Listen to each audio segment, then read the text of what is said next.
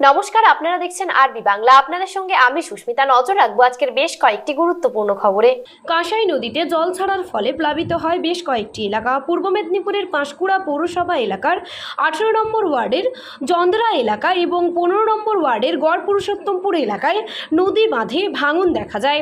গড় পুরুষোত্তমপুর, উদয়পুর, চাপাডালি, জর্দা, বাংলিডারি, মল্লিকপাড়া সহ বেশ কয়েকটি এলাকা সহ স্টেশন লাগোয়া পৌরসভার ওয়ার্ডগুলি প্লাবিত হয়। গড় পুরুষোত্তমপুর এলাকায় কংসাবতী নদীর জলের স্রোতে ঢালাই রাস্তার বাঁধ ভেঙে প্লাবিত হয় পুরো এলাকা। ভোর রাতেই কাঁসাই নদীর বন্যার জলের চাপে ভাঙল বাঁধ। হুহু গতিতে জনবসতি এলাকায় ঢুকছে বন্যার জল। আতঙ্কে ঘর ছাড়া স্থানীয় মানুষজন। এমনকি কংসাবতী নদীতে একটি নৌকো আসার সময় জলের স্রোতে তার অভিমুখ ঘুরে যায়। প্রাণ বাঁচাতে নৌকা থেকে ঝাঁপ দিতে দেখা যায় একজনকে। তবে স্থানীয় মানুষজনদের অভিযোগ, কোনো এনডিআরএফ টিম এলাকায় পৌঁছায়নি বলে ক্ষোভ প্রকাশ করেন। বহু বসতি বাড়ি এক প্রকার জলের তলায়, রাস্তা ছাপিয়ে বইছে বন্যার জল। পাঁশকুড়ার নস্কর দিঘিতে বসতবাড়ি সহ জানাবার মাইশোরা সহ বিভিন্ন এলাকায় চাষের জমি প্লাবিত। প্রথমত হলো কংসাবতী নদীতে যা জল এসছে এটা একদম রেকর্ড পরিমাণ। 2021 সালে 11.18 এসছিল। কালকে যখন ভোরবেলা আজকে বাঁধ ভাঙে তখন 11.38 এবং প্রচুর কংসাবতীর এম্বাঙ্কমেন্ট দিয়ে ওভারফ্লো হচ্ছিল। তো পাঁশকুড়া শহর এলাকার দু জায়গায় ভেঙেছে, জন্দ্রার 15 নম্বর ওয়ার্ড মানে 18 এবং 15 নম্বর ওয়ার্ড, এবং পাঁশকুড়া ব্লক এরিয়ার চৈতন্যপুর টু এর উদয়পুর। তো ইরিগেশন দপ্তর পরশু থেকেই আছে, কালকেও সারা রাত ছিল, আজকেও আছে। এবং প্রশাসনিকভাবে যে সবথেকে বড় কথা 15 নম্বর ওয়ার্ডে যেভাবে জল জমছে, ইতিমধ্যে রাজ্য সরকার এনডিআরএফ টিম নামিয়েছে। 18 এবং 15 নম্বরে যারা আটকে আছে, আমাদের প্রথম এবং প্রধান লক্ষ্য হচ্ছে এখন যারা আটকে আছে তাদেরকে উদ্ধার করে নিরাপদ স্থানে নিয়ে যাওয়া। মানুষকে নিরাপদ স্থানে পৌঁছে দেওয়াটা এখন হচ্ছে প্রশাসনের প্রথম কাজ। সেই কাজে ইতিমধ্যে সকাল থেকে নেমে গেছে। এসডিও তমলুক ইতিমধ্যে পাঁশকুড়ায় আছে, ডিএম আসছে, এনডিআরএফের সচিব আসছে। তো প্রশাসন তৎপর আছে, সাধারণ মানুষের পাশে, সর্বস্তরের মানুষের পাশে থাকা এখন প্রশাসনের কাজ।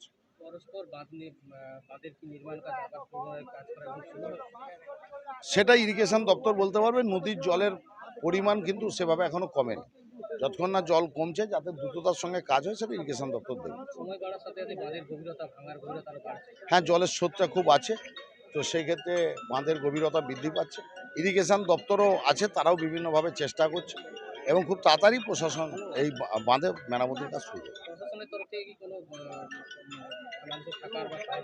হ্যাঁ, ইতিমধ্যে রানীহাটি স্কুলে 15 নম্বর ওয়ার্ডের জন্য ক্যাম্প তৈরি করা হয়েছে এবং মানুষ যেখানে আছে সেখানে মানুষকে এখন নিরাপদ স্থানে পৌঁছে দিয়ে তারপর খাবারের ব্যবস্থা করা হচ্ছে। এবং জর্দার আমাদের 18 নম্বর ওয়ার্ডে যেটা হয়েছে জাঁদরা, সেখানেও হচ্ছে, উদয়পুরেও হচ্ছে। মানুষকে নিরাপদ স্থানে পৌঁছে দিয়ে তাদের সঙ্গে সরকারি সমস্ত স্তরে সহযোগিতা করা প্রশাসন এখন কাজ। সুজিত রায়, সহসভাপতি, পাঁশকুড়া পঞ্চায়েত। কি গত এলাকার তো এবার ডুবেই যাচ্ছে, ভেঙে যাচ্ছে, বুঝতেই পারছো। এবার কিছু সাহায্য পেলে ভালোই হবে। কেন জল তো বেড়ানোর চেষ্টাও নেই, কেন চারদিকে ঘেরা আছে। এবার মানুষ যে কি খাবে এইটাই এখন ভাবনা পড়েছে। এইটা কটা তখন না 3:30 কমই হয়। কিছুটা বার করানো হয়নি, কিছুটা পাইছি, কিছুটা গেছে। কি যে হবে এখন ভাবতেছি, এবার খেতে পাবো কি পাবো এইটাও চিন্তা হচ্ছে। সরকারকে বলছি কিছুটা সাহায্য করে। না, কিছু লোক আছে, কিছু লোক বেরিয়ে গেছে। এবার ভাবনা এবার কিছু লোক রয়ে গেছে। কেন না কোনো কিছু হেল্প নেই, কি যে হবে তাও ঠিক নেই। এবার বলছি যেন সাহায্যটা পাই আমরা, ঠিক আছে? যদি পাই আরো ভালো হবে। আজ মুখ্যমন্ত্রী মমতা বন্দ্যোপাধ্যায়ের পূর্ব মেদিনীপুরের পাঁশকুড়ায় বন্যা পরিস্থিতি খতিয়ে দেখতে এলেন। এদিন পশ্চিম মেদিনীপুর থেকে সরাসরি আসছেন পাঁশকুড়ার মঙ্গলদারিতে। এখানে বন্যার্ত এলাকার পরিদর্শন করেন মুখ্যমন্ত্রী মমতা বন্দ্যোপাধ্যায়। পাশাপাশি এই দিন মুখ্যমন্ত্রী জানান তিনি সাধারণ মানুষের পাশে থাকবেন। বন্যার্ত মানুষের যাতে কোনো অসুবিধা না হয়, ত্রাণ নিয়ে কোনো অভিযোগ না ওঠে, এমনটাই বার্তা দেন প্রশাসনিক আধিকারিকদের। আরও বন্যা ম্যানমেড বলে তিনি আখ্যা দেন। ডিভিসি ব্যাপক পরিমাণে জল ছেড়েছে। ডিভিসি অতিরিক্ত জল ছাড়ার ফলেই এই বন্যা। আগামী দিনে ডিভিসির সঙ্গে যোগাযোগ রাখবো কিনা সেটাও প্রশ্নচিহ্ন তোলেন। সব মিলিয়ে এদিন মুখ্যমন্ত্রী মানুষের পাশে থাকার আশ্বাস দেন। মুখ্যমন্ত্রী মঙ্গলদারি থেকে হাওড়ার উদ্দেশ্যে রওনা হন। এবং পাঁশকুড়া এই অঞ্চল জলটাকে দেখাও কিভাবে জল যাচ্ছে। এক্ষুনি সব তোমরাও ডুবে যাবে, এক্ষুনি সরে যেতে হবে। এইটা কালকে রাত্রে এই জলটা আবার ছেড়েছে, নতুন করে ছেড়েছে এই জলটা। আজ দুটো পর্যন্ত উদয়নারায়ণপুর, আমতা, পাঁশকুড়া অনেক জায়গা আমরা কন্ট্রোল করলো, এই জায়গাগুলো ডুবে যাবে। আমি বলবো ডিএমকে এক্ষুনি এখান থেকে লোক শিফট করাতে। দুই হচ্ছে যাদের কাঁচা বাড়ি ভেঙে গেছে তাদের লিস্টটা মধ্যে দিতে। তিন হচ্ছে যাদের জমি নষ্ট হয়ে গেছে, শস্য নষ্ট হয়ে গেছে বা শস্য আছে, তারা চিন্তা করবেন না, তারা শস্য বীমার টাকা পাবেন, শস্য বীমার টাকা। আপনারা যতদিন বাড়ি ফিরতে না পারবেন সরকার রিলিফ দেবে, আপনাদের যা সাহায্য করার করবে। এটা ঝাড়খণ্ড জল ছেড়েছে এবং ডিবিসি কেন্দ্রীয় সরকারের সংস্থা আমার মনে হচ্ছে 4 লাখ কিউসেককে ছাড়িয়ে গেছে, যা কোনোদিন জীবনে হয়নি। কারণ আমরা 5 লক্ষ পুকুর কেটেছি, আমরা 500 কোটি টাকার চেক ড্যাম করেছি, আমরা গোপালেশ্বর কেলেঘাই প্রোগ্রামের মধ্যে দিয়ে অনেক এলাকাকে সেভ করেছি। ঘাটাল মাস্টারঘাট প্ল্যান যেটা পড়ে আছে 10 বছর ধরে, সেটাও আমরা ডিপিআর তৈরি করছি, আগামী 2 বছরের মধ্যে করে দেব। কিন্তু তা সত্ত্বেও যদি এই রেটে জল ছাড়ে, আর ডিবিসির জল ধারণ ক্ষমতা এখন মাত্র 36% এসছে, কেন কেন্দ্রীয় সরকার ডিবিসি ড্রেজিং করবে না, ডিসিনফেকশন করবে না? ডিবিসির জলে কেন বাংলা ডুববে আমি জানতে চাই, আমরা কৈফিয়ত চাই। ফরাক্কায় ড্রেজিং করে না, বাংলা ডোবে, বিহার ডোবে। আর ডিবিসি ড্রেজিং করে না, বাংলা ডোবে, বাংলায় জল ছেড়ে দিয়ে ঝাড়খণ্ডকে সেফ রাখে। এটা তো ঠিক নয়। বাংলা একটা নৌকার মতো, আর সব জল নেপালে বৃষ্টি হলে উত্তরবঙ্গে ঢুকবে, ভুটানে বৃষ্টি হলে জলপাইগুড়িতে ঢুকবে, আলিপুরদুয়ারে ঢুকবে, কুচবিহারে ঢুকবে, নর্থ বেঙ্গলে ঢুকবে। আর মালদা নদীতে গঙ্গার ইরোশন মুর্শিদাবাদের, আর দক্ষিণবঙ্গ ডুবছে ডিবিসির জলে। এবং আমি যা শুনেছি কাল রাতে জলের ওপর আবার জল ছেড়েছে। এই জায়গাগুলো ভেজা ছিল না, অনেকটা দূরে ছিল, আমাকে এসপি বললেন, ডিএম বললেন এটা এক্ষুনি হয়েছে। এবং দেখুন এক্ষুনির মধ্যে এতটা ডুবে গেছে। আমি সবাইকে বলবো জলে ঝুঁকি নেবেন না, জল আর আগুনে ঝুঁকি নেবেন না। অন্তত 2 দিন একটু সেফ প্লেসে থাকুন, তারপরে জলটা বেরিয়ে গেলে তারপরে আপনার আস্তে আস্তে বাড়ি যাওয়ার মতো পরিস্থিতি থাকলে তখন বাড়িতে যান। আর আমি অ্যাডমিনিস্ট্রেশনকে বলবো যা রিলিফ দেওয়ার কোনো যেন রিলিফে অভাব না হয়। প্রত্যেকটা পরিবারকে দেখে নেবেন, আপনাদের কাছে সবকিছু দেওয়া আছে, কেউ যেন অসুবিধায় না পড়ে। আমি মিদনাপুর পশ্চিম, হুগলি, হাওড়া এবং হাওড়া যাবো আমি এবার, মেদিনীপুর পূর্ব ঘুরে যা দেখলাম তাতে আমি সত্যি শঙ্কিত। ডিবিসির সাথে আমরা ফার্দার কোনো সম্পর্ক রাখবো কিনা আমাদের সন্দেহ আছে। আমি সব সম্পর্ক কাট আপ করে দেবো যদি মানুষকে এইভাবে ডোবায়। আবার ছেড়েছে মানে পুরো চক্রান্ত, মানে এটা পূর্ব পরিকল্পিত এবং এটা পরিকল্পিত বন্যা।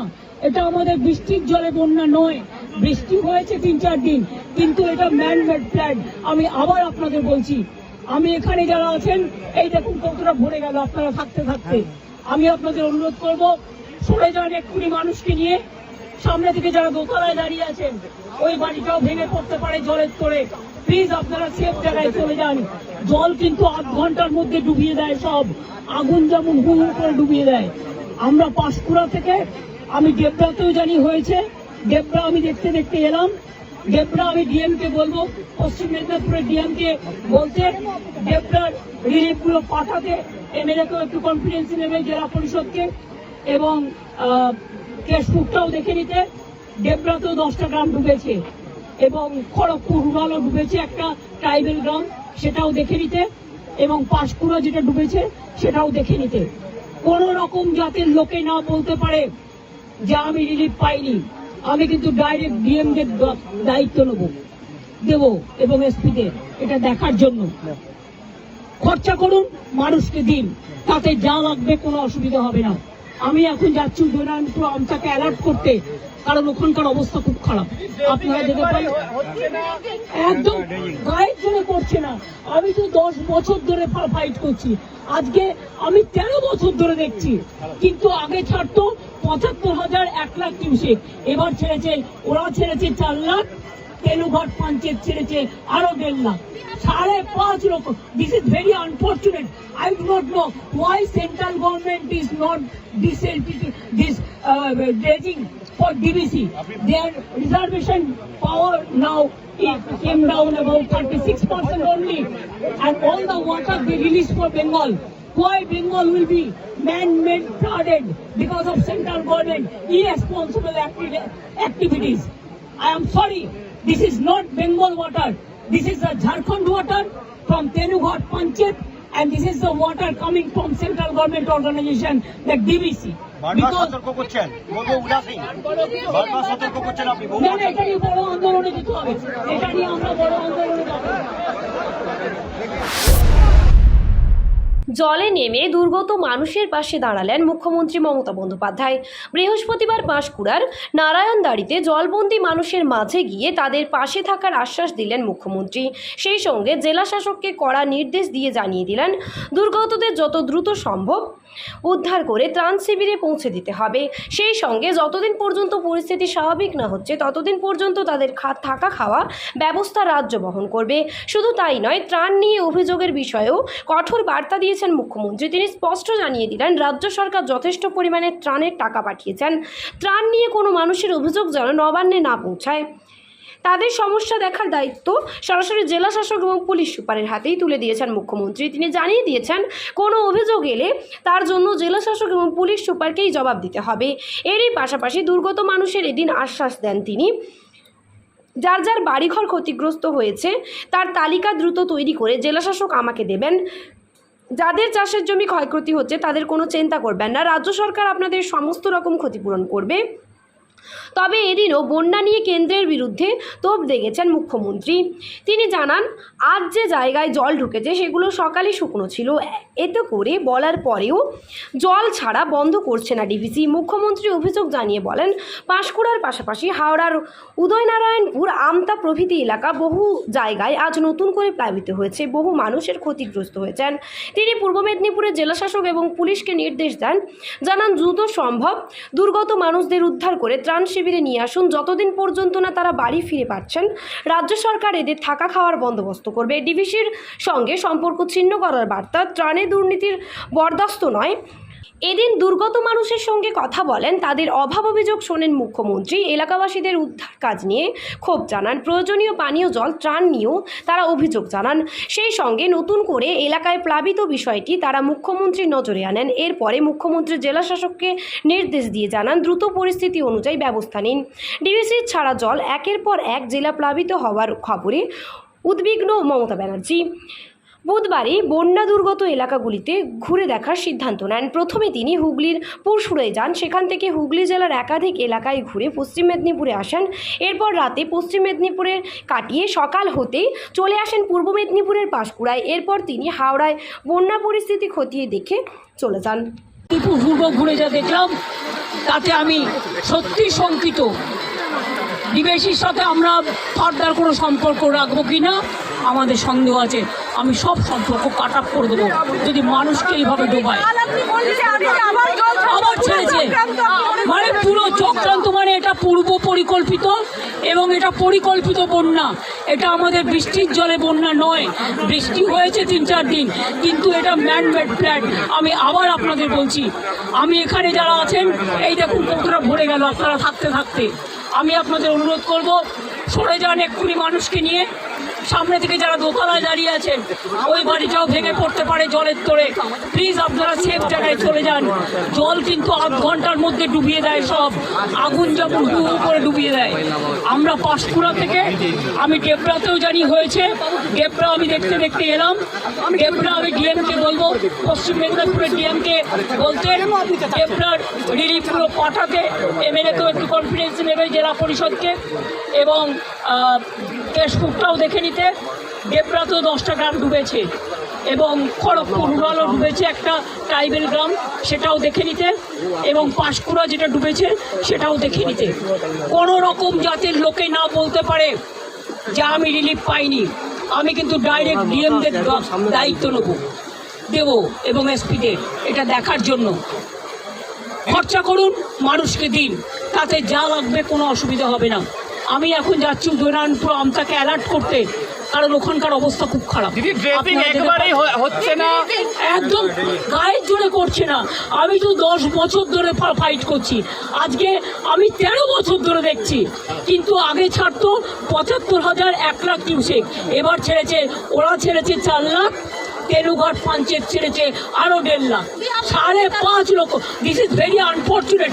I do not know Y central government is not this dredging for DBC.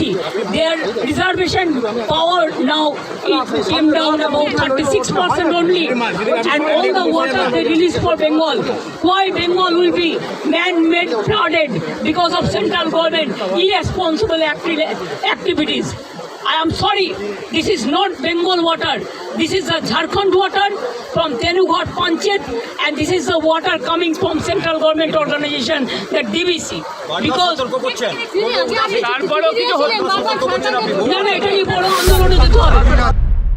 বৃহস্পতিবার ভোর রাতে গোপীবল্লভপুরের বুকে ঘটল এক দুঃসাহসিক চুরির ঘটনা। দুটি স্কুল এবং একটি লাইব্রেরির একাধিক আলমারি ভেঙে প্রায় 40 থেকে 45 হাজার টাকা নিয়ে চম্পট দিল চোর। ঘটনার সিসিটিভি ফুটেজ সামনে আসতেই গোপীবল্লভপুরবাসী ইতস্তত বোধ করছেন। জানা গিয়েছে, বৃহস্পতিবার ভোর রাতে গোপীবল্লভপুরের নয়াবাসন জনকল্যাণ বিদ্যাপীঠ, নয়াবাসন জনকল্যাণ বালিকা বিদ্যাপীঠ এবং বোম নীলিমা সরস্বতী মন্দির পাঠাগার এবং চুরির ঘটনা ঘটে। নয়াবাসন জনকল্যাণ বালিকা বিদ্যালয়ের সিসিটিভি ফুটেজে দেখা যাচ্ছে একজন মাত্র পেশাদার চোর এরকম ঘটনা ঘটিয়েছে। ভোর 4:45 নাগাদ স্কুলের অফিস রুমে ঢোকে এক যুবক।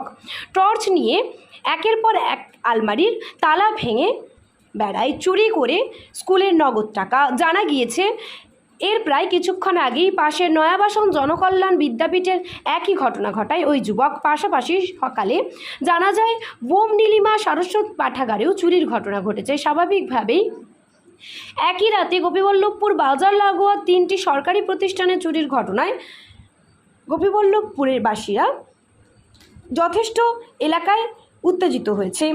উঠেছে বাজারে নিরাপত্তা নিয়ে প্রশ্ন। এ বিষয়ে নয়াবাসন জনকল্যাণ বিদ্যাপীঠের স্কুল পরিচালন সমিতির সভাপতি এবং বোম নীলিমা সারস্বত মন্দিরের গ্রামীণ পাঠাগারের সম্পাদক সত্যরঞ্জন বারিক জানান, 3টি প্রতিষ্ঠানের পক্ষ থেকে চুরির অভিযোগ দায়ের করা হবে থানায়। পুলিশ যাতে দ্রুত দোষী ব্যক্তিকে চিহ্নিত করে ধরতে পারেন। পাশাপাশি চুরির বিষয়ে সত্যরঞ্জন বাবু বলেন, প্রায় 40 থেকে 45 হাজার টাকা নগদ চুরি হয়েছে। তবে কাগজপত্র কি চুরি হয়েছে কিনা তার প্রতিটি প্রতিষ্ঠান খতিয়ে দেখছে।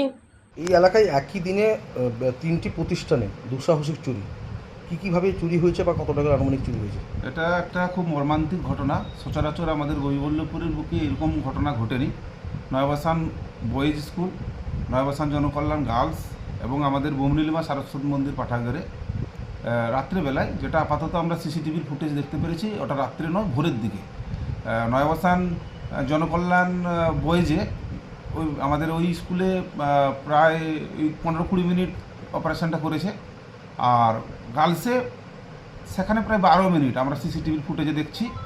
একজনই ব্যক্তি এই অপরাধের সঙ্গে যুক্ত। এটা খুব মর্মান্তিক। আমরা পুলিশ প্রশাসনের দৃষ্টি আকর্ষণও করেছি ইমিডিয়েট, যাতে দোষী ব্যক্তিকে চিহ্নিত করে তাকে অ্যারেস্ট করানো যায় এবং আগামী দিনে যাতে এরকম ঘটনার পুনরাবৃত্তি না হয় তার জন্য প্রশাসনকে সজাগ থাকার জন্য, এবং আমরা প্রতিষ্ঠানগুলোও যাতে সজাগ থাকে, আগামী দিনে এই বিষয় যাতে না ঘটনা ঘটে এ নিয়ে চেষ্টা চলবে আর কি। প্রশাসন তার চিন্তাভাবনা করবেন। সিসিটিভি যে ফুটেজ যে ব্যক্তিকে দেখা যাচ্ছে ও তো প্রফেশনাল মনে হচ্ছে এই ঘটনায়। হ্যাঁ, যে ঘটনা দেখা গেল মানে এত কম সময়ের মধ্যে একটা স্কুলে 18 মিনিট সময় নিয়েছে, আর একটা স্কুলে 12 মিনিটের মধ্যে দুটো স্কুল মিলে প্রায় গোটা 10 আলমারি ভেঙেছে এবং আলমারির লকার ভেঙেছে এবং ইতিমধ্যেই প্রায় আনঅফিসিয়ালি এখনও হিসাবপত্র কী কাগজপত্র খোয়া গেছে এখনও তার চলছে। স্কুল কর্তৃপক্ষ এই বিষয় নিয়ে খতিয়ে দেখছে। আনুমানিক প্রায় 40-50 হাজার টাকা খোয়া গেছে এরকম একটা অনুমান করা যাচ্ছে।